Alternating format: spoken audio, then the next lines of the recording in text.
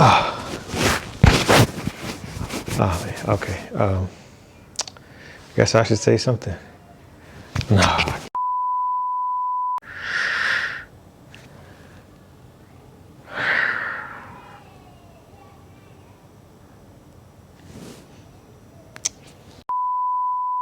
Hey, NDC, this is Gilbert Johnson.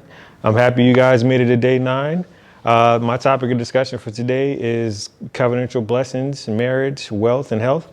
2020 has been like an incredible year for everyone. Me and my wife personally, there's been lots of setbacks, there's been disappointments, there's been emotional ups and downs, but I choose to look at it as a positive. Everyone looks at it as so bleak, but 2020 has taught me and my wife how to become closer together. We've learned how to survive tremendous circumstances. We've gone through ups and downs personally with our family, and I'm really grateful that I have someone that I can depend on and pray with and pray for, and that's praying for me, even when I'm not aware of it. As crazy as I like to consider myself at times, when I hear what I want to hear, I do the things that I want to do, but I'm just grateful that I'm married to such an amazing lady. But moving forward into 2021, one of the big takeaways I get from marriage is it's not all my responsibility to pray. It's not all my responsibility to carry the load of the household. It's not all my responsibilities just to be worried and to be pent up and to be depended on. That's something, of course, I'm going to take the lead and the blunt when I can, but I have no problem sharing with my wife and taking advice and taking heed from my wife, or confiding in my wife about the things that I may not necessarily know how to do or know how to solve. So I'm really grateful for the struggle that 2020 put on us. And it's shown how much we've grown together individually as people and together in our marriage. We're celebrating coming up on year 2? About to be 2 years in. For those that was thinking like, yeah, he about to forget. Like I almost forgot, because we've been together for a little while. So the marriage part is a little something. The other part of the today's message goes into health. And 2020 with COVID has been something that's kind of shaken a lot of people to their core, because COVID has no cut cards. It's catching folks that are old, catching young, catching, middle age. It has no remorse for anybody.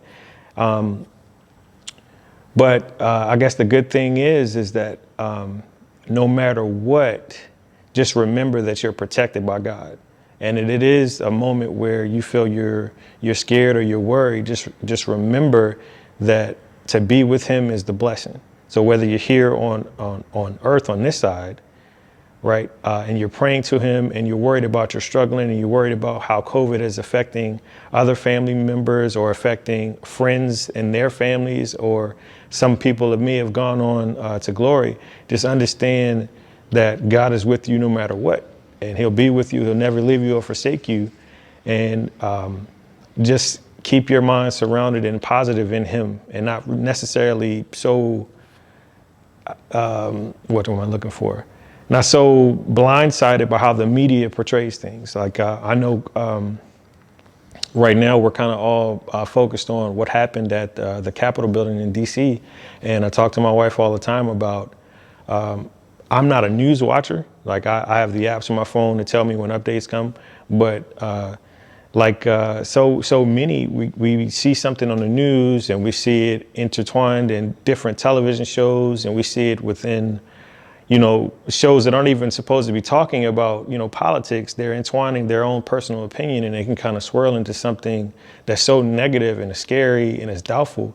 I would just encourage you to do your best to kind of block those things out and just focus on what God tells you. Many of you know my own personal story of kind of what I've overcome. But one of the things I did while I was away was really take time to kind of read through the Bible. And one of the biggest things I noticed just from a standpoint was God repeats Himself.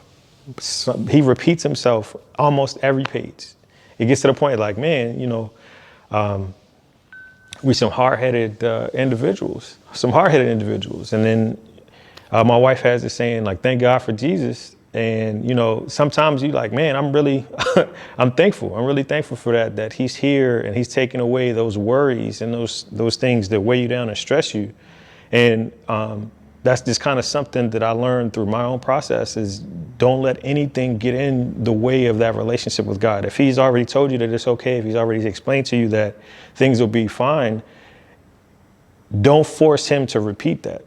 You already know where to go to find the confidence, to find, you know, what he said to you, to the great things that that he's already done in your own personal life. If you have troubles or struggles with it, me and my wife have a prayer box. She has hers and it's all decorated and beautiful, but mine in particular, like I'm still working on it. And one of the things that I'm going to potentially do is like, I want to put down actual pictures. I want to put down like letters. I want to put down things that he's already done in my life so that anytime I kind of have like this doubt or these weaknesses, I can just say, hold up, here's actual proof of what's going on. Because sometimes we don't, out of sight, out of mind. So you haven't seen it done in a while. You don't remember, or it might have slipped your mind, or I mean, so long ago. Like, put a place where these items can be picked up and you can say, you know what, Lord, thank you for, in my own personal life, thank you for, you know, helping my grandmother recover from COVID and pneumonia. Thank you for bringing me home. Thank you for helping my mother recover and completely move forward from breast cancer. Thank you for, you know, the opportunity of my wife of her forgiveness and bringing me back. I didn't do nothing crazy, y'all. I'm just saying, I have my moments. I didn't do nothing, you know, foolishness. And then I think lastly, one of the other keys was wealth, right? So we look at wealth purely from a financial standpoint. And one of the things that I used to do before my time away was I used to focus on, I have to make money. I have to be the man. These hands have to build whatever it is that we're trying to achieve or to accomplish. And one of the things that kind of caused a problem was mentally, I am struggling with, it's not working. You know, like I went to school, I'm doing everything right. I'm, you know, nice person. I work hard, I show up on time, and it's still like, it's not working.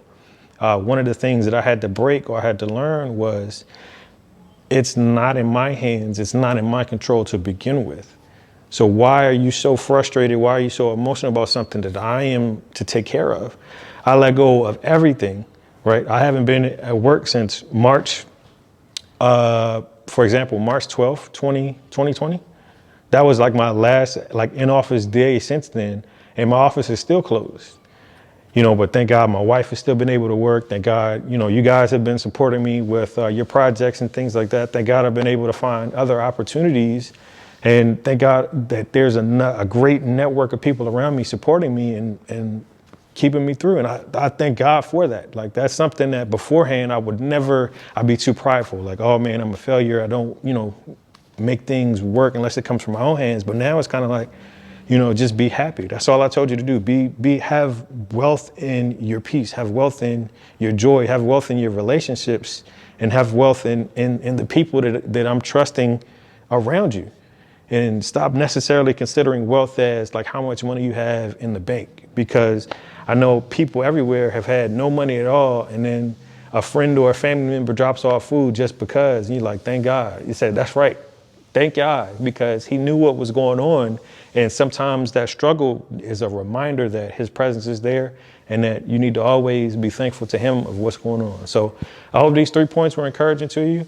As always, you know, glad you guys made it to day 9. I'm gonna stop talking because I need a mint. You know, my breath is kind of kicking right now. We're about to get into dinner in a few minutes, but I love y'all, and continue watching on Sundays. Share this message, share our church's message, spread the word as much as possible.